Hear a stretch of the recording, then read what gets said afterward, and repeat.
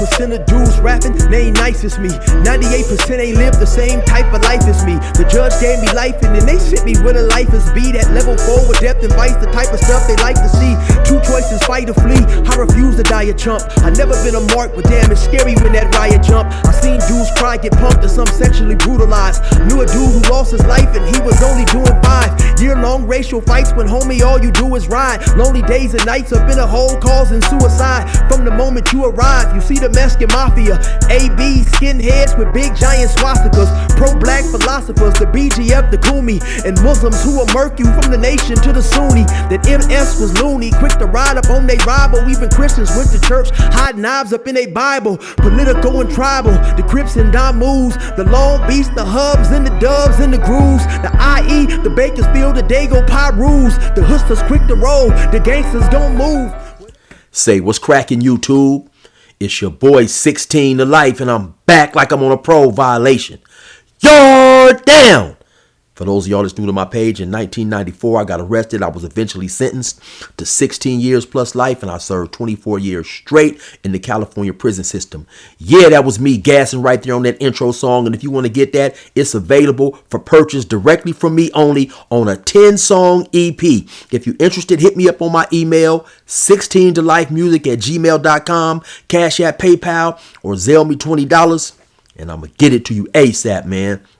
Now let's hop right up in today's video. So in this video right here, I'm going to be talking about the mass shooting that unfortunately happened in Stockton, California, where you had 4 people lose their lives, and it was reported that 15 people were shot and 11 people had to be hospitalized. Now, for those of you guys who may watch my show and don't live in California, not familiar with Stockton, let me give you a small rundown on Stockton. Stockton, of course, is a city in Northern California. It has almost 321,000 people, and it is one of the top 10 deadliest cities in California, according to crime per capita. Even though it has 321,000 people, and that may sound like a decent amount of people in the city, the gang culture is even smaller. I happen to have a friend who I had interviewed on this show, and he done about 25, 26 years in prison, somewhere around there, gang-related shooting. He's been out maybe about 10 years. He's got his life together. He's removed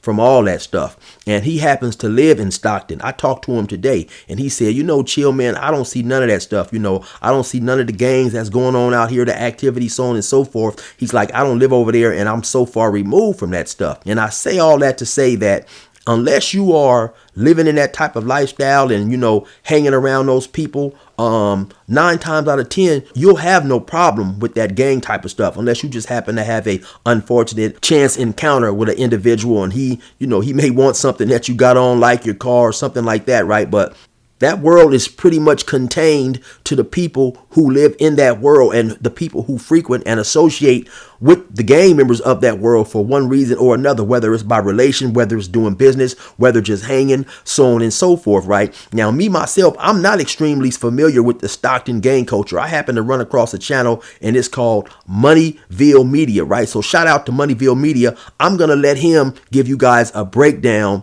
a quick breakdown on Stockton and some of the gangs and stuff that's out there. So check this out. Yeah, so the West Side area, and if y'all don't know, West Stockton is home to individuals like Bounce Back Meek, the whole Bounce Back team. West Side Bloods, it consists of Asian Bloods, Cambodian Blood Gang, as well as Black Blood Gang. For those that are not tapped in with the Stockton politics, the West Side Bloods, the Asian Bloods, and the Black Bloods are clicked up. They rock together as one, and they beef with MB Now and the Southside Crips, the Fly Boys, which are from South Stockton. They funk with them heavy. Now, initially, one of the first theories people was floating around, a lot of people on YouTube or whatever, was that there's a rapper who goes by the name of MB Nail. MB is for Muddy Boys, which is the clique that he's associated with. He's a Crip, right? And they were saying that he was a target in this particular shooting, and come to find out that he did get shot in this shooting. Now, there are a lot of different reports relating to his injury. Some people say it was minor. Some people say that he was in critical condition. Who really knows, due to the different reports being floated around about his injuries, right? I failed to mention, but I think by now we pretty much all know that this shooting took place at a banquet hall that was rented out. And the purpose of renting the hall out was to have a party for a 2-year-old. I'm going to show you guys a news clip of the mother of the 2-year-old, that birthday girl, and what she had to say in relation to the birthday party, the shooting, so on and so forth. Party for my little daughter. She actually turned 2, and I just wanted all my family to come together and be together as if we incident happened. Everybody's getting together around and just start cutting the cake, and all we heard was gunshots. And everybody just fell to the ground. It was just unexpected. I don't know what happened. I'm just so shocked and lost, and I'm lost for words. I'm speechless, and I just want to say I'm sorry to all the mothers out there that lost their kids at my birthday party. I'm here to help them whether they need anything. I don't care what it is, money, presents, anything. I'm there. I'm so sorry for everything. Now, as I said earlier, initially, a lot of people were saying that MB Nail was the one targeted in this shooting. But the mother of the birthday girl is also the girlfriend of another Stockton rapper who goes by the name of Nano. And Nano is also affiliated and clicked up with MB Nail. Now, at one point in time, a lot of these gangs out there in Stockton were cool. You know, they were hanging out, they knew each other, and at some point in time, like many other gangs in many other cities, for whatever reason, they started beefing, they fell out, and they no longer get along. But what makes wars like this so deadly is when everybody knows everybody. And if everybody doesn't know everybody, they know somebody who knows somebody. Then, of course, you have sometimes these females who, at one time, a female could be dating an individual from one gang. Then, for whatever reason, she stops, and now she's dating a dude from another gang who is considered a op or a rival of the person that she was initially dating. So now the dude that she's dating now knows where his ops stay, know where they hang out, so on and so forth. And so all those things and even more make this a deadly combination, right? And just an extremely volatile and dangerous situation to be in. Then, of course, in this day and age, you've got the social media aspect that plays a big part in the gang banging now, because you have different dudes going live, dissing their ops. And then, of course, a lot of these hoods, they have rappers, you know, and they're making songs taunting other dudes being shot, taunting the murder of individuals. And so it's just really a recipe for disaster. Recently, about a month ago, Nano dropped a song called Real Murder Music, and it got over 100,000 views. And in that song, he's talking about hopping out on foot, chasing people down. And he has a line in that song where he says he don't give a fuck about the kids. Let me play you a small portion of that song. It ain't never safe. Better keep your blick. Chasing down on that block. Give a fuck about no kids. Free bands of niggas. So now, of course, there's a lot of people that's saying that that is very ironic for him to have that line in that song. It came back to haunt him, so on and so forth. You know, in that song, he goes on to, you know, just talk about catching bodies and telling people, actually, if you don't have a body out there in them streets, meaning that if you haven't unalived a person, don't even bring my name up. Don't even talk to me, so on and so forth. And one thing, of course, in my opinion, is an extremely huge difference is the gangster rappers of today opposed to the gangster rappers of my day when I grew up. You know, nowadays I don't even call the dudes from my era gangster rappers. You know, let's call them reporters, because they was pretty much just reporting what was going on. They really wasn't out there in the street like that, right? But nowadays, in this day and era, these rappers feel that they really have to be out there doing the things that they're talking about. And so they may go to the op side, the enemy side, do some shootings, you know, shoot a couple people, and rap about it, laugh about it, talk about it. And of course, so if you happen to be from that other side where you've had homies, friends, family members shot and killed, lost, and then you hear somebody rapping, making a song about it, that's going to be something that will drive some dudes to want revenge on top of what's already happening. And so, in my opinion, those are just more dangerous elements to add fuel to the fire and what's already pretty much just a powder keg waiting to explode. Back in my days, you had individuals who was out there in the streets, and when they would run across maybe their ops or their enemies, and they happened to be with someone who they knew had not not voluntarily signed up for this life, whether it was their mother, father, little brother, sister, old brother. I mean, you know, somebody who just they knew was not a gang member. You know, it was pretty much an unwritten rule to just give a dude a pass. You know, you wouldn't even say, hey, man, I got you. I'll get you later. You pretty much just act like you didn't see the dude and you try to catch him later on.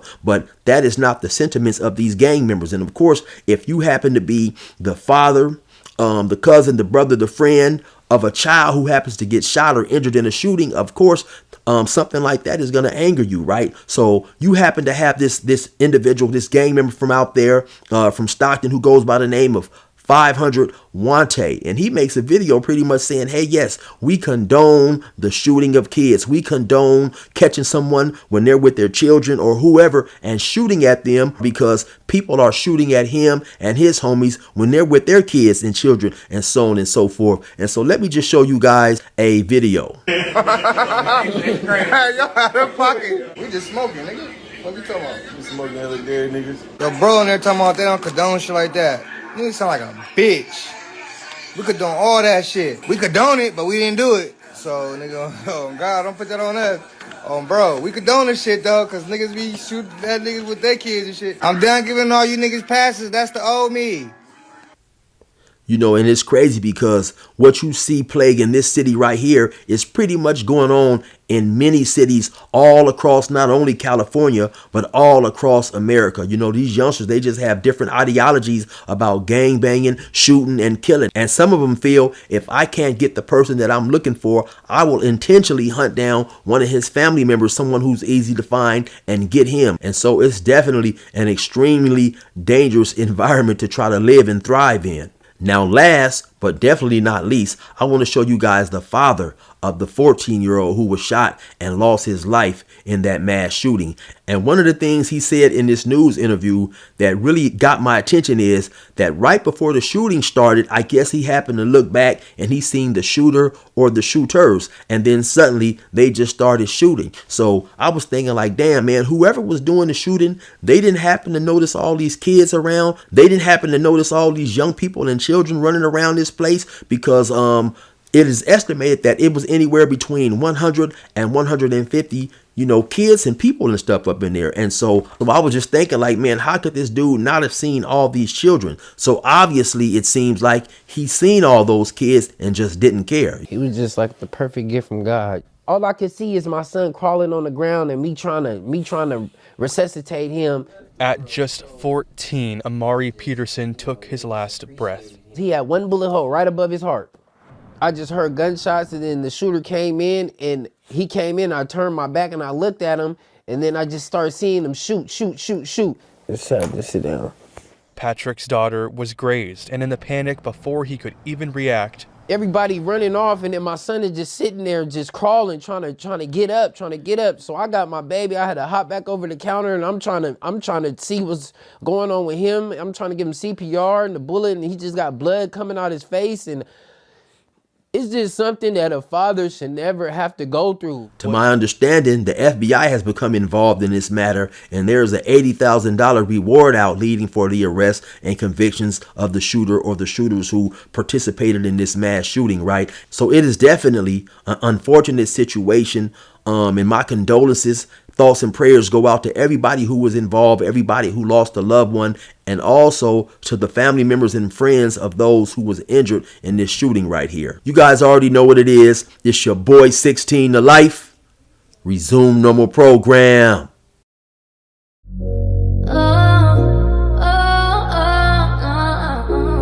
When you died, so did a part of my heart. It hurt me to the point that I don't even know where to start. Literally tore me apart. It turned my whole world dark and took my breath away. I still remember every single part like it was yesterday. My mind blank, my body numb, my chest tight. Hoping God receive you and he view you in his best light, so your soul can rest right, no suffering.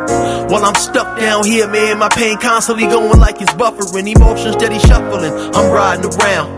My whole world is upside down. I keep feeling I'm about to drown, and I don't care about the life lifeguard. Not having you in my life made life hard. The rest of my life scarred, emotionally and mentally. I never realized just how much you truly meant to me. The pain trapped me like the penitentiary. I miss you every day and pray we meet again eventually. I don't really think that I'ma be okay.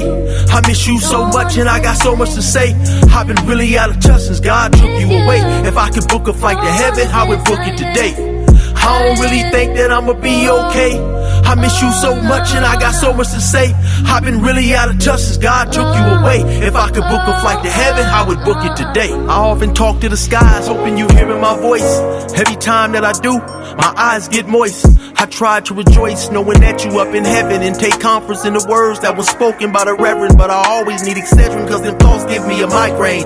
Only having you alive again will cancel my pain. Jesus, peace on my chain, I had to remove it. Too many questions for him, mentally I'm about to lose it. So I dive into my music and I hope somehow you hear it. Knowing that you gone to just decay into my spirit got me stressed, hurting, period, to the point I wanna scream. Only peace is when I'm sleeping, then I see you in my dreams. And we talking and I swear it really seems like you here. I wake up and you not, I be so hot I shed a tear. If I could whisper in God's ear, I beg with all my might. Build an airport up in heaven, man, I need to book a flight. I don't really think that I'ma be okay.